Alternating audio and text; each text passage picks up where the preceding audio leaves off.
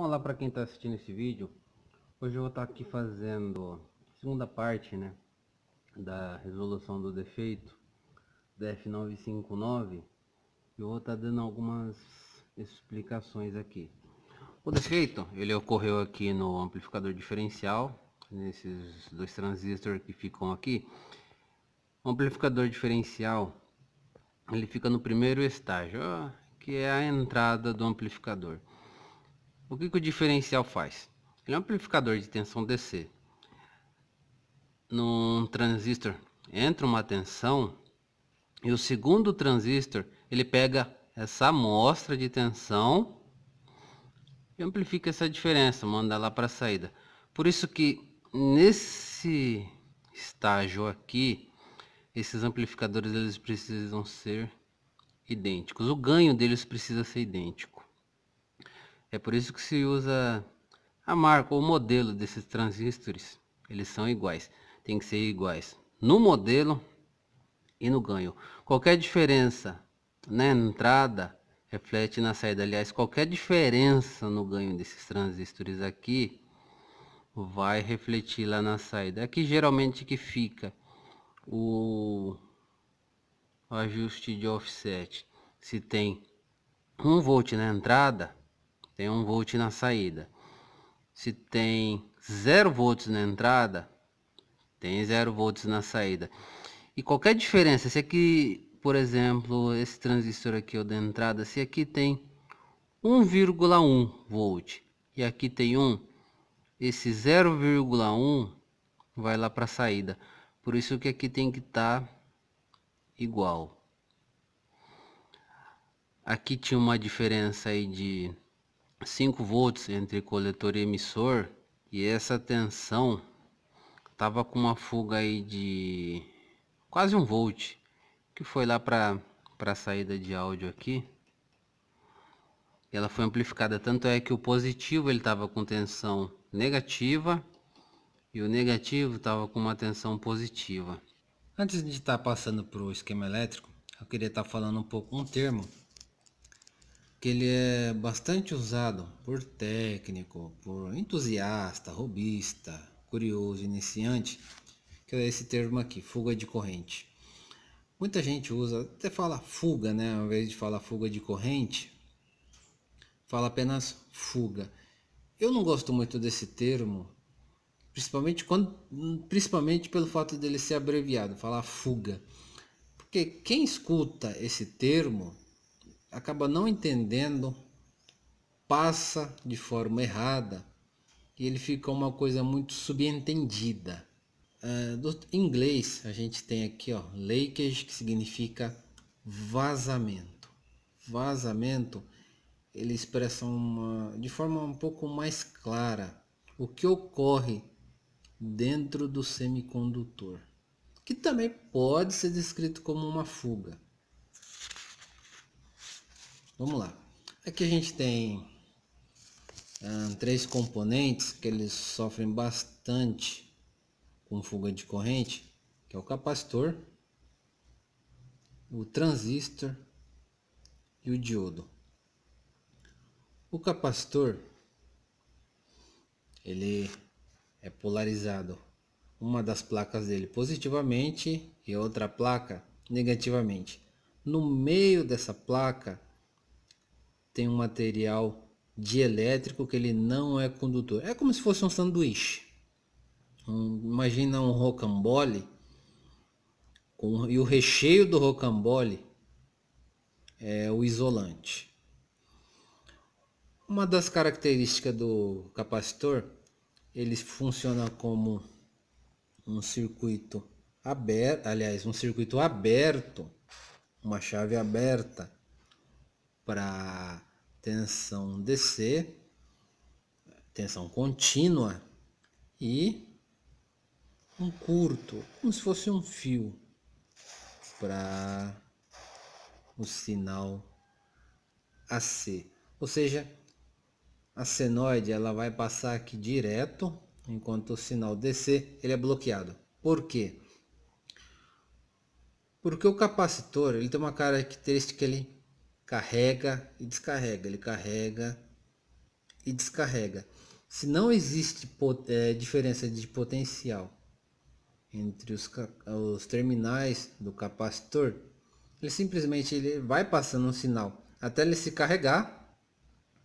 Carregou, ele bloqueia. No transistor, ele é composto de dois materiais do tipo P e um material do tipo N, ou dois do tipo N e um do tipo P. No transistor, como também no diodo ocorre isso, ele tem uma camada que a gente chama de camada de depleção. Essa camada é a junção PN, a gente chama de junção PN, né? Junção PN. Nessa junção forma que os elétrons eles se recombinam com as lacunas. Imagine que esse material que fica aqui no meio, nesse sanduíche também, forma um material que ele não é nem positivo e nem negativo. Que aqui ele ficou com uma resistência muito grande, maior que a junção P e maior que a junção E. E para o elétron ele romper essa barreira que fica entre esses dois materiais, geralmente se injeta uma tensão aí de 0,7 volts, pode ser 0,6 volts, tá?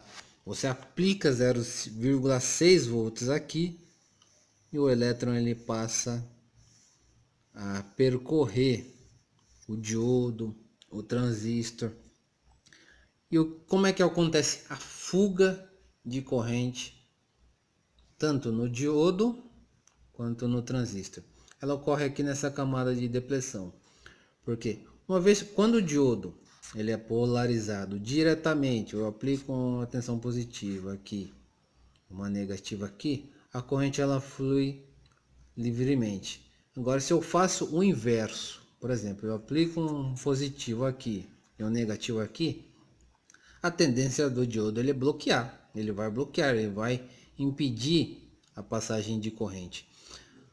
Mas quando essa camada de depleção ela tem algum defeito, seja por aquecimento ou excesso de tensão, porque ela tem uma resistência própria do material, que ele bloqueia até um certo limite. Vamos supor que aí esse diodo ele bloqueia aí uma tensão reversamente polarizada. Deixa eu mudar aqui. Uma tensão reversamente polarizada de 50 volts. Nesse sentido aqui. Ele vai bloquear 50 volts. Acaba escapando uma tensãozinha aí de, por exemplo, 0,5 milivolts.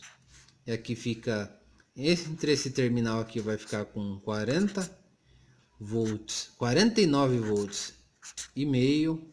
E aqui você vai ver aí, ó, 0,5 milivolts. Então tem uma fuga entre o anodo e o catodo, 0,5 milivolts. Porque a camada de depleção dele, a junção PL, tá com defeito. A resistência elétrica dela, geralmente às vezes está muito baixa e ele não consegue manter esse bloqueio aqui. No transistor praticamente tem a mesma característica do diodo.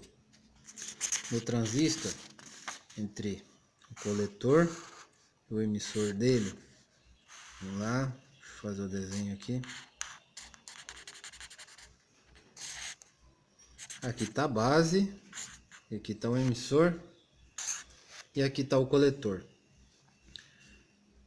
Aí eu polarizo ele entre base e emissor, eu jogo uma tensão de 0,7 volts. Aqui é a polarização direta, ele polariza, aí ele conduz a corrente de coletor a emissor ou emissor para coletor, dependendo da polarização dele. Mas imagine que eu não polarizo a base e eu jogo uma tensão aqui de 50 volts. A base está aberta, não está conduzindo.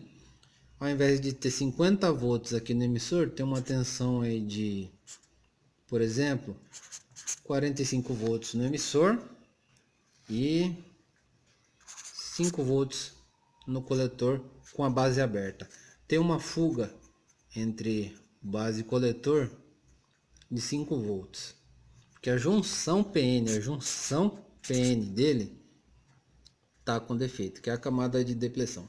Isso pode acontecer de emissor para coletor, de coletor para emissor, de base para emissor, de base para coletor, de coletor para base e de emissor para base.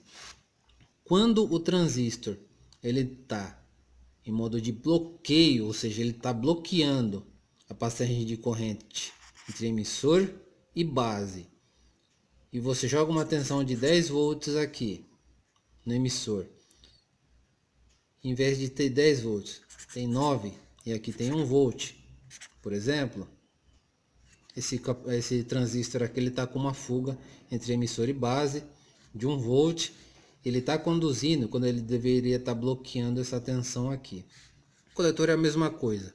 Eu jogo uma tensão aqui de 5 volts entre base e coletor.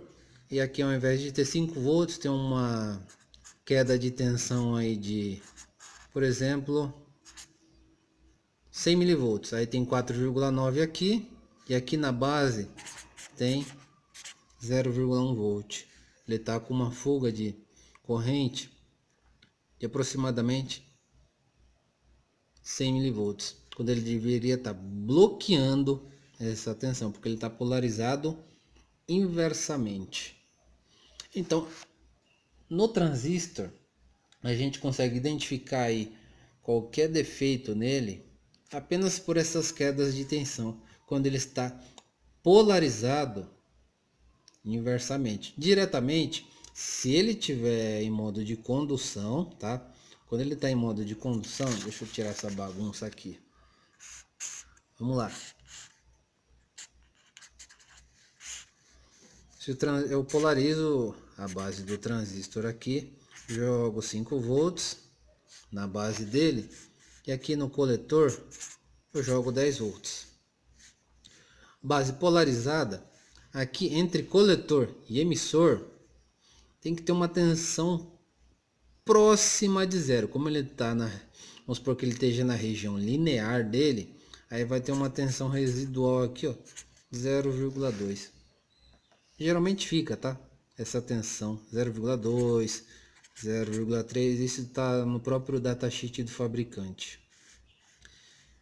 Que essa tensão residual, e aqui vai estar no emissor vai estar uma tensão de 9,7 volts. Isso com transistor polarizado diretamente, polarização direta. Se eu aplicar uma tensão de 9,7 volts aqui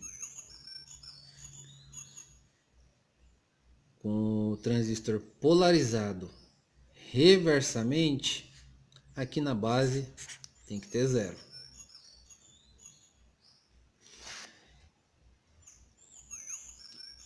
Então é isso. Aqui só para esclarecer esse assunto, né? Porque muita gente confunde, muita gente às vezes fala sem saber o que significa, o que é fuga de corrente. E às vezes fala, eu já cheguei até a ouvir técnico falar que resistor, fuga de resistor. Só que resistor, gente, resistor ele opera em dois estados. Aliás, o resistor, qual é a função do resistor no circuito? Ele apenas resiste. Opa, deixa eu apagar aqui. Apenas resiste a passagem de elétrons. Os elétrons estão passando de daqui para lá ou de lá para cá. A função do resistor é segurar um pouco dessa corrente e dissipar no corpo dele.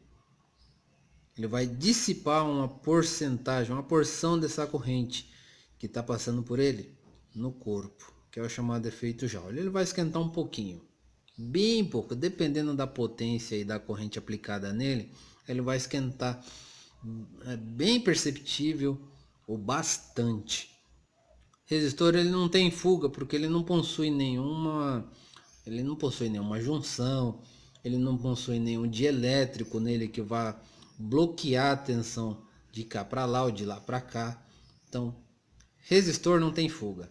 Resistor, indutor, qualquer componente que ele seja passivo, ele não possui fuga de corrente. Beleza? Agora a gente vai lá pro esquema elétrico. Aqui a gente tem um amplificador diferencial, um esquema de um amplificador diferencial. O amplificador diferencial ele é composto por dois amplificadores de corrente contínua, tá? Eles amplificam um sinal DC. E aqui a gente tem as duas entradas, né, V1 e V2, e três saídas. A saída 1 e a saída 2 e a saída 3, Vout, é a saída que ela é a diferença entre essas duas entradas. Se aqui tem 1,5 volt e aqui tem 1 volt, o Vout vai ser meio volt. Se aqui tem 2 e aqui tem 2, o Vout ele vai ser 0.